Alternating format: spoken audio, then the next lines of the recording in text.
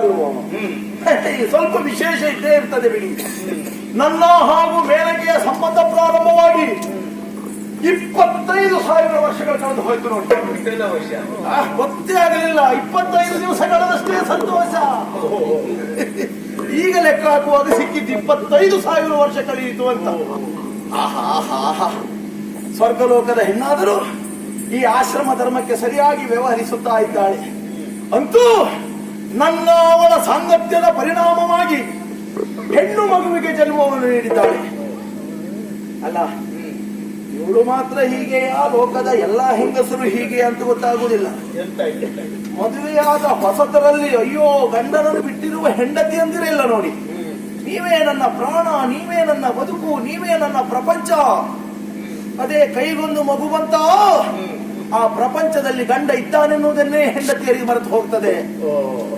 ಈಗ ಮೇನಕೆ ಅವಸ್ಥೆ ಅದಲ್ವೋ? ಮೊದಲೆಲ್ಲ ಅವಳೆ ಮೈ ಮೇಲೆ ಬಂದು ಬೀಳ್ತಾ ಇದ್ಲು.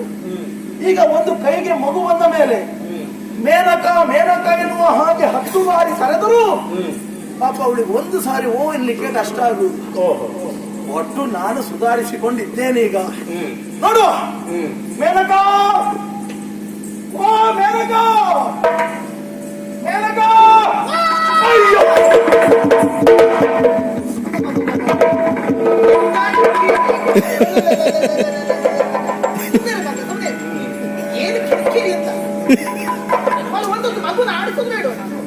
ನನ್ನದು ಕಿರಿಕಿರಿ.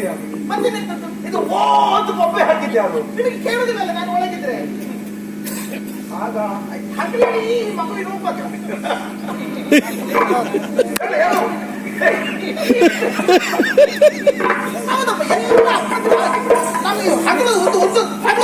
ನೀನೀಗ ಹೇಳುದಲ್ವಾ, ಹಗಲು ರಾತ್ರಿ 2 ಹೊತ್ತು ನಿದ್ರೆ ಇಲ್ಲ ಹೇಳುದಲ್ವಾ?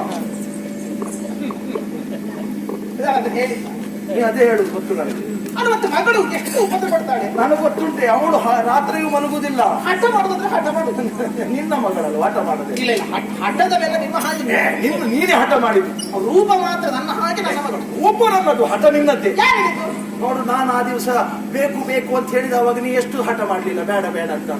ಅದೇ ಸ್ವಭಾವ ಅವಳಿಗೆ. ನಾನು ಶಾಪ ಕೊಡ್ತೇನೆ ಅಂತ ಮಾಡಿದ್ದಾಳೆ ನೋಡಿ. ಹಾಗೆ ಅವಳು ಅಳುತ್ತಾ ಇರುವಾಗ ಹುಬ್ಬು ಗಟ್ಟಿಗೆ ಕೊಂಡು ಸೆಟೆಯುವುದಲ್ಲ ನಿಮ್ಮ ಹಾಗೆ.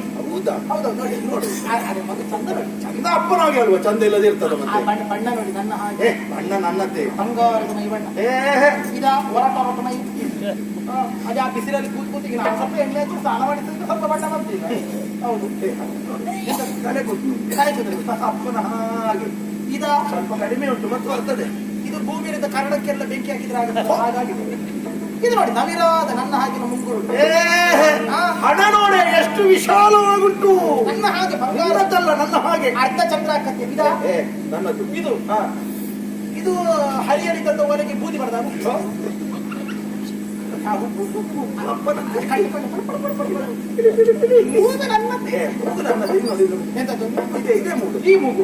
ಇದು ಹದ್ದಿನ ಕೊಕ್ಕಿನಾಗಿ. ಅಯ್ಯಯ್ಯ, ಕೆನ್ನೆ ನೋಡಿ, ಕೆನ್ನೆ ನೋಡಿ ಅಪ್ಪನದ್ದೇ ಕೆನ್ನೆ. ತೋಳು ಎದೆ ನನ್ನ ಮಗು, ನನ್ನ ಹೊಟ್ಟೆ ನನ್ನ ಹಾಗೆ ಮಗು, ನನ್ನ ಹಾಗೆ ಯಜಮಾನ. ಓ ಸ್ವಲ್ಪ ಕೆಳಗೆ ನೋಡಿ ಮಗು ಯಾರ ಹೆಣ್ಣು ಮಗು ಅಲ್ವ? ನಿನ್ನ ಹಾಗೆ ಹಾಗಾದ್ರೆ ಮಗು ನಾನು ಸೋತದಲ್ಲ, ಅಲ್ಲೇ ಸೋತಿದ್ದೇನೆ ನಾನು. ಹೌದಾ? ನಮ್ಮ ಮಗು ನಾವು ಹೆತ್ತ ಅಂತ ನಮ್ಮ ಹೆಣ್ಣು ಮಗು. ಹೌದಲ್ಲ? ನಮ್ಮ ಮಗು. ಹೌದೌದು. ನಿಮ್ಮ ಈಗ ಅಗ್ನಿಕುಂಡ ಹೋಮಕುಂಡ ಎಲ್ಲ ತೆಗೆದಿದ್ದೆ ನಾನು, ಹೂವಿನ ಗಿಡ ಹಾಕಿದ್ದೆ. ಅಲ್ಲ, ನಾನು ಯಾಕೆ ಮಾಡುವುದು ಬೇಡ? ಯಾಕೆ ಅಂತ ಎಲ್ಲಿಯಾದ್ರೂ ಮಗು ಅಂಬೆಗಾಲಿಕ್ಕಿಂತ ಮುಂದೆ ಹೋಗಿ ನಾವು ಹೋಮಕುಂಡಕ್ಕೆ ಹಿಡಿದ್ರೆ ಅದಕ್ಕೆ ಹೋಮಕುಂಡಕ್ಕೆ ಮಣ್ಣು ಹಾಕಿದ್ದು ಬಿಡಬೇಕು. ಹೋಮ ಆಯ್ತು ಅದೊಂದು. ಇರ್ಲಿ, ಸ್ವಲ್ಪ ಅಡ್ಡಾಡಿ ಕೊಡ್ಬಾರ್ದು.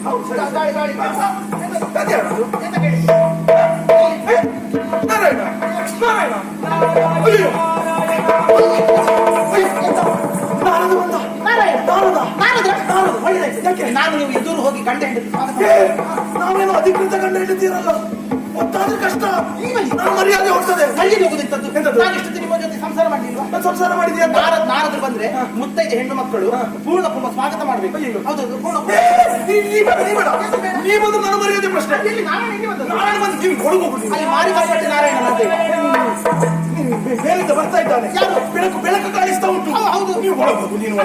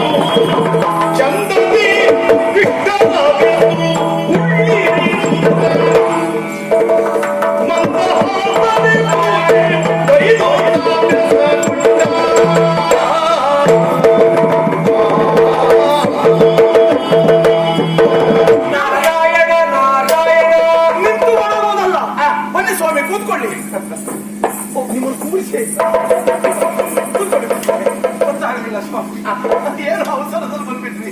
ಬರ್ಬೇಡ ಬರ್ಬೇಡ ಬರ್ಬೇಡ ಬರ್ಬೇಡ ನಾ ಬಂದ ಆಯ್ತಲ್ಲ. ಆಗಲ್ಲ, ನಾನಾದ್ರೂ ಬರ್ಬೇಡ ಬರ್ಬೇಡ ಅಂತ ಹೇಳಿದ್ರೆ ನೀವು ಬಾರದೆ ಉಳಿಯುವವರಲ್ಲ. ಬನ್ನಿ ಬನ್ನಿ ಬನ್ನಿ ಅಂತ ಹೇಳಿದ್ರೆ ನೀವು ಖಂಡಿತವಾಗಿಯೂ ಬನ್ನಿ ಬನ್ನಿ. ಬೇಡ, ನನ್ನ ಹೋಗು, ಹಿಂದೆ ಹೋಗು, ಹಿಂದೆ ಹಿಂದೆ ಹೋಗು. ನೀ ಹಿಂದೆ, ನೀ ಹಿಂದೆ ಹೋಗು.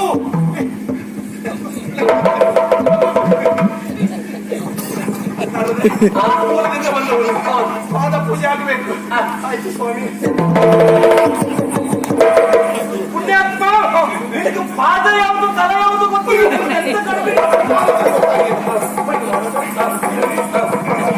ಪಾದವನ್ನು ಬರೆದಿದೆ. ಸರಿ, ಮುಂದೆ ಬರಬೇಡ. ಇದು ಎಲ್ಲಿಂದ ಕೃಷ್ಣಾವಸ್ಥೆ ಆಗ್ತಾ ಉಂಟು? ಅದು ಮೇಲಿಂದ ಆದದ್ದು. ದೇವೇಂದ್ರ ಮಾಡಿದ್ದು ಅದು. ನೀವು ಬಂದ್ರೆ ಇಲ್ವಾ? ಹಾಗೆ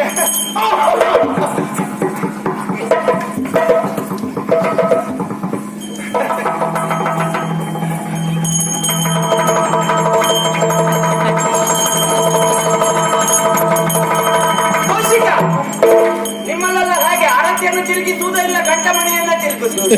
ಹೆಚ್ಚು ಕಮ್ಮಿ ಆಯ್ತದೆ.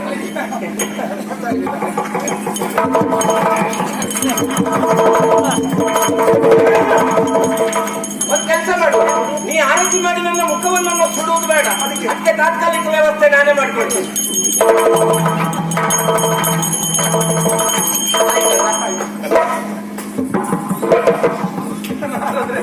ಅವಸರದಲ್ಲಿ ಬಂದ್ರಿ. ಇಲ್ಲೇ ಅವಸರದ ಕೆಲಸ ಎಷ್ಟುಂಟು ನಿಮಗೆ? ಇವತ್ತು ನಾವು ಪುಷ್ಪತ್ತಲ್ಲೇ ಬಂದಿದ್ದೇನೆ.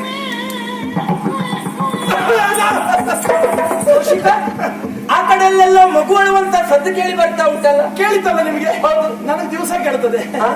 ನನಗೆ ದಿವಸ ಕೇಳ್ತದೆ. ನಿಮಗೂ ಮಗುಗಳು ಕೂಗಿದ ಶಬ್ದವೇ ಕೇಳಿತಲ್ಲ? ಹೌದಯ್ಯ, ಮಗುವಲ್ಲ, ಮತ್ತೆ ಅದು ಕಾಡು ಪಾಪ. ಕಾಡು ಪಾಪ ಮನೆಯೊಳಗೆ ಹೇಗೆ ಬಂತು? ಅದು ಮನೆಯೊಳಗಲ್ಲ, ಅಲ್ಲಿ ಹೊರಗುಂಟು. ಅದು ದಿವಸ ಬೊಬ್ಬೆ ಹಾಕುವಾಗ ಮಗು ಕೂಗಿದ ಹಾಗೆ ಕೇಳಿಸುವುದು. ಸರಿ ಸರಿ.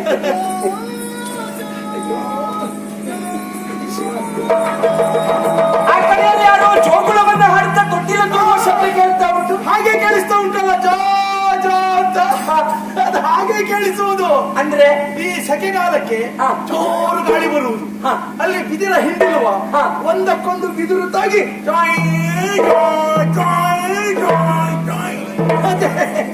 ಅದು ಜೋಗುಳ ಹೇಳಿದ ಹಾಗೆ ಆಗುದು. ಹೌದು, ಏನು ಅವಸರದಲ್ಲಿ ಬಂದದ್ದು? ಅವಸರ ಇಲ್ಲ, ಅವಸರದ ಕೆಲಸ ನಿಮಗುಂಟು. ಇನ್ನೊಂದು ದಿವಸ ಪುರ್ಸೋತ್ ಮಾಡ್ಕೊಂಡು ಬನ್ನಿ. ಇಲ್ಲ, ಇವತ್ತು ನಾನು ಪುರ್ಸೋತ್ತಲ್ಲೇ ಬಂದಿದ್ದೇನೆ. ನನಗೆ ಏನೂ ಗಡಿಬಿಡಿ ಇಲ್ಲ. ಇವತ್ತೇ ಪುರ್ಸೋತ್ತ. ಇವತ್ತಿಲ್ಲಿ ಸ್ವಲ್ಪ ಹೊತ್ತು ಕೂತ್ಕೊಳ್ಬೇಕು, ಇಲ್ಲೆಲ್ಲ ಪರಿಸರವನ್ನ ಗಮನಿಸಬೇಕು, ಇಲ್ಲಲ್ಲಿ ಮಾತಾಡ್ಬೇಕಂತಲೇ ನಾ ಬಂದವ. ಅಡ್ಡಿಲ್ಲ, ಮಾತಾಡಿ ಮಾತಾಡಿ. ಕೌಶಿಕ, ಕೇಳ್ಬೇಕಯ್ಯ.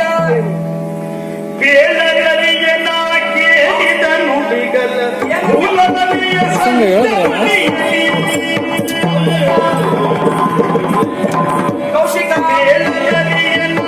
ಕೇಳಿದ ನುಡಿಗನ ಬೇಡಲರಿಯನ ಕೇಳಿದ ನುಡಿಗನ ಮೂಲಲನೆಯ ಸಂಚರಣಿ. ಹೌದಯ್ಯ, ಮೂಲಲನೆಯ ಸಂಚರಣೆಯಲ್ಲಿ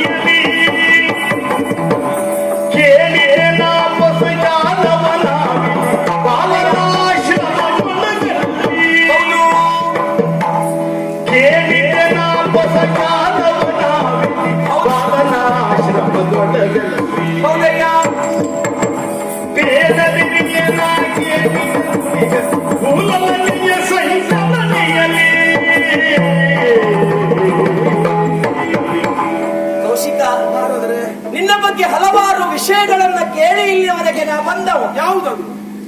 ಕೆಲವರೆಲ್ಲ ನಿನ್ನ ಬಗ್ಗೆ ಆಡಿಕೊಳ್ತಾ ಇದ್ರು. ಏನು? ನಾ ಹಾಗಲ್ಲ. ಎಲ್ಲಾ ಕಡೆ ನಿನ್ನನ್ನು ಹೊಗಳುತ್ತಾ ನಿನ್ನ ಪರವಾಗಿ ಮಾತಾಡುತ್ತಾ ಸಂಚರಿಸುತ್ತಿದ್ದವ ನಾನು. ನಿನ್ನಲ್ಲೇ ಒಂದು ಪ್ರಶ್ನೆ ಕೇಳ್ತೇನೆ. ನಗುವುದು ಸಹಜ ಧರ್ಮ, ನಗಿಸುವುದು ಪರಧರ್ಮ. ಈ ನಗೆಪಾಟಲಿಗೀಡಾಗುವುದು ಯಾವ ಧರ್ಮ ಅಂತ ಕೇಳ್ತೇನೆ. ನಿನ್ನ ಪರಿಸ್ಥಿತಿ ಈಗ ಹಾಗೆ ಆಯ್ತು. ಯಾಕಂತ ಹೇಳಿದ್ರೆ ನಾನು ನಿನ್ನ ಆಶ್ರಮಕ್ಕೆ ಬರುವ ಪೂರ್ವದಲ್ಲಿ ನೇರವಾಗಿ ಇಲ್ಲಿಗೆ ಬಂದದ್ದಲ್ಲ, ಮತ್ತೆ ಒಂದು ಕಡೆ ಹೋಗಿಯೇ ಇಲ್ಲಿಗೆ ನಾವು ಬಂದವ ಇದ್ದೇನೆ.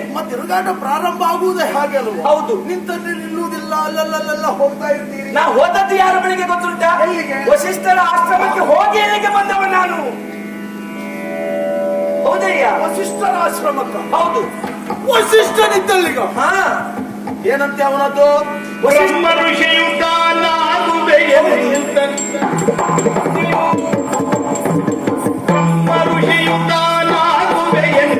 ಹೊಮ್ಮಿನ ನುಡಿಯಾಡಿದೆಯಂತೆ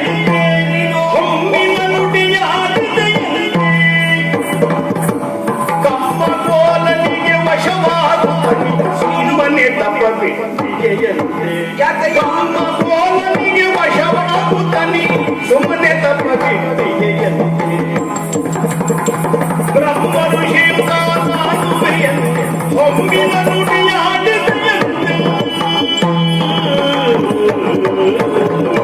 ಕೌಶಿಕ, ವಸಿಷ್ಠನ ಬಳಿ ಹೋದಾಗ ಅವರು ನನಗೊಂದು ಕಥೆಯನ್ನ ಹೇಳಿದರು. ಕಥೆಯ? ಏನು ಕಥೆ? ಕತೆ ಹೇಳಿದ ಮೇಲೆ ಈ ಕತೆ ಯಾರಿಗೆ ಸರಿಯಾಗಿ ಅನ್ವಯಿಸುತ್ತದೆ ಎನ್ನುವುದನ್ನ ನಾನಾದರೆ ನೀವೇ ತಿಳಿದುಕೊಳ್ಳಿ ಅಂತಲೂ ಹೇಳಿದ್ರು. ಯಾವುದಂತೆ? ಒಬ್ಬ ಕಲ್ಲು ಹೊಡೆಯುವವನಿದ್ದನಂತೆ. ಅವ ಯಾವತ್ತೂ ಬಿಸಿಲಿನಲ್ಲಿ ಕಲ್ಲು ಹೊಡೆಯುವಾಗ ಆ ಬಿಸಿಲಿನ ತಾಪಕ್ಕೆ ಅವ ಬಳಲ್ತಾ ಇದ್ದ. ಅವನ ಮನಸ್ಸಿನಲ್ಲಿ ಒಂದು ಆಸೆ ಆಯ್ತು, ಈ ಬಿಸಿಲಿಗೆ ಇಷ್ಟು ಶಕ್ತಿ ಉಂಟು ಅಂತಾದ್ರೆ ಒಂದು ವೇಳೆ ನಾನೆಲ್ಲಾದರೂ ಬಿಸಿಲೇ ಆದ್ರೆ ಹೇಗೆ? ಅಷ್ಟೊತ್ತಾಗುವಾಗ ಅಸ್ತು ದೇವತೆಗಳು ಮೇಲಿನಿಂದ ಅಸ್ತು ಅಂತ ಹೇಳಿದ್ರಂತೆ. ಕಲ್ಲು ಹೊಡೆಯುವವ ಆ ಕ್ಷಣಕ್ಕೆ ಬಿಸಿಲೇ ಆಗಿ ಪರಿವರ್ತನೆಗೊಂಡ. ಆಮೇಲೆ ಅವ ಬಿಸಿಲಾಗಿರುವಾಗ ಮೋಡ ಎನ್ನುವುದು ಆ ಬಿಸಿಲಿಗೆ ಅಡ್ಡ ಬಂತು. ಆಗ ಅವ ಮನಸ್ಸಲ್ಲಿ ಆಲೋಚನೆ ಮಾಡಿದ, ಈ ಬಿಸಿಲನ್ನೇ ಅಡ್ಡಗೈಸುವಂತ ಶಕ್ತಿ ಇರುವುದಿದ್ರೆ ಅದು ಮೋಡಕ್ಕೆ, ನಾವೊಂದು ವೇಳೆ ಮೋಡವೇ ಆಗಿದ್ದಿದ್ರೆ ಆಗ ಅಸ್ತು ದೇವತೆಗಳು ಅಲ್ಲಿಗೂ ಅಸ್ತು ಅಂತ ಹೇಳಿದ್ರು. ಅವ ಮೋಡವಾಗಿ ಪರಿವರ್ತನೆಗೊಂಡ. ಮೋಡವಾಗಿ ಅವನು ಸಂಚರಿಸುತ್ತಿರುವ ವೇಳೆಯಲ್ಲಿ ಈ ಮರ ಗಿಡಗಳಿಗೆ ತಾಗಿ ಬೆಟ್ಟದ ತುದಿಯಲ್ಲಿ ಆ ಮೋಡ ಎನ್ನುವುದು ಮಳೆಯಾಗಿ ಭೂಮಿಗೆ ಬಿತ್ತು. ಆಗ ಅವ ಆಲೋಚನೆ ಮಾಡಿದ, ಏನಂತ? ನಾ ಈ ಬೆಟ್ಟದ ಮೇಲಿರುವ ಮರವೇ ಆಗದಿದ್ರೆ ಹೇಗೆ? ಅಸ್ತು ದೇವತೆಗಳಲ್ಲಿಗೂ ಅಸ್ತು ಅಂದ್ರು ಅವ ಮರ ಆಗಿ ಪರಿವರ್ತನೆಗೊಂಡ. ಅವ ಮರ ಗಿಡಗಳಾಗಿರುವ ವೇಳೆಯಲ್ಲಿ ವೇಗವಾಗಿ ಗಾಳಿ ಬಂತು. ಆ ಗಾಳಿಗೆ ಮರಗಳೆಲ್ಲವೂ ಅಲ್ಲಾಡ್ಲಿಕ್ಕೆ ಪ್ರಾರಂಭ ಆಯ್ತು. ಆಗ ಅವ ಆಲೋಚನೆ ಮಾಡಿದ, ನಾವೊಂದು ವೇಳೆ ಎಲ್ಲಾದ್ರೂ ಮರ ಆದ್ರೆ ಅಲ್ಲಿಗೆ ಅಸ್ತು ದೇವತೆಗಳು ಅಸ್ತು ಅಂತ ಹೇಳಿದ್ರೆ ಅವ ಮರ ಆದ. ಮರ ಆಗಿರುವ ವೇಳೆಯಲ್ಲಿ ಅವನ ಮರದ ಬುಡದಲ್ಲಿ ದೊಡ್ಡ ಒಂದು ಬಂಡೆ ಕಲ್ಲನ್ನು ಕಂಡ. ಈ ಗಾಳಿ ಬರುವಾಗ ಎಲ್ಲ ಮರ ಗಿಡಗಳು ಅಲ್ಲಾಡ್ತದೆ, ಎಷ್ಟು ಗಾಳಿಗೂ ಆ ಬಂಡೆ ಕಲ್ಲನ್ನುವುದು ಅಲ್ಲಾಡ್ಲಿಲ್ಲ. ಹಾಗಾದ್ರೆ ಅವ ಆಲೋಚನೆ ಮಾಡಿದ, ಈ ಬಂಡೆ ಕಲ್ಲಿನಿಗಿಂತ ಶಕ್ತಿಯುತವಾದ ವಸ್ತು ಯಾವುದೂ ಇಲ್ಲ, ನಾ ಬಂಡೆಯೇ ಆಗುತ್ತೇನಂತ ಅವ ಬಂಡೆ ಆದಾಗ ಮತ್ತೊಬ್ಬ ಕಲ್ಲು ಹೊಡೆಯುವ ಬಂದು ಆ ಬಂಡೆಯನ್ನು ಒಡೆದು ಹಾಕಿದ. ಅವಾಗ ಆಲೋಚನೆ ಮಾಡಿದ, ಈ ಬಂಡೆಯನ್ನೇ ಒಬ್ಬ ಕಲ್ಲು ಹೊಡೆಯುವವ ಒಡೆಯುತ್ತಾನಂತಾದ್ರೆ ನಾನೊಬ್ಬ ಕಲ್ಲು ಹೊಡೆಯುವವನೇ ಆದ್ರೆ ಹೇಗೆ ಅಂತ ಆಲೋಚನೆ ಮಾಡಿ ಮತ್ತೆ ಪುನಃ ಅವ ಕಲ್ಲು ಹೊಡೆಯುವವನೇ ಆದ. ಹಾಗಾದ್ರೆ ಇಲ್ಲಿಂದ ಹೊರಟವ ಹೋಗಿ ಹೋಗಿ ಹೋಗಿ ಹೋಗಿ ಮತ್ತೆ ಅಲ್ಲಿಗೆ ಬಂದು ಸೇರಿದ. ಎಲ್ಲಿದ್ದ ಅಲ್ಲಿಗೆ ಬಂದು ಸೇರಿದ. ಈ ಕಥೆ ಯಾರಿಗೆ ಅನ್ವಯಿಸದಂತೆ ಆಲೋಚನೆ ಮಾಡಿದಾಗ ಅವರು ಹೇಳಿದ್ದು, ಈ ಕಥೆ ನಿನಗೆ ಅನ್ವಯಿಸ್ತದೆ ಅಂದ್ರೆ ಮತ್ತೊಂದು ಮಾತು ಹೇಳಿದ್ರು, ಕತ್ತೆಗೆಲ್ಲಾದ್ರೂ ಹುಲಿಯ ಚರ್ಮವನ್ನ ಹೊದಿಸಿದ್ರೆ ಕತ್ತೆ ಎಲ್ಲಾದ್ರೂ ಹುಲಿ ಆಗ್ತದ? ಕೌಶಿಕ, ಬ್ರಹ್ಮಋಷಿಯಾಗಲು ಹೊರಟಂತ ನೀನು ಸ್ತ್ರೀಯ ತೋಳ ತೆಕ್ಕೆಯಲ್ಲಿ ವಿಹರಿಸ್ತಾ ಇದೆಯಲ್ಲ ಕೌಶಿಕ, ಇದು ಸರಿಯ ಎನ್ನುವುದಾಗಿ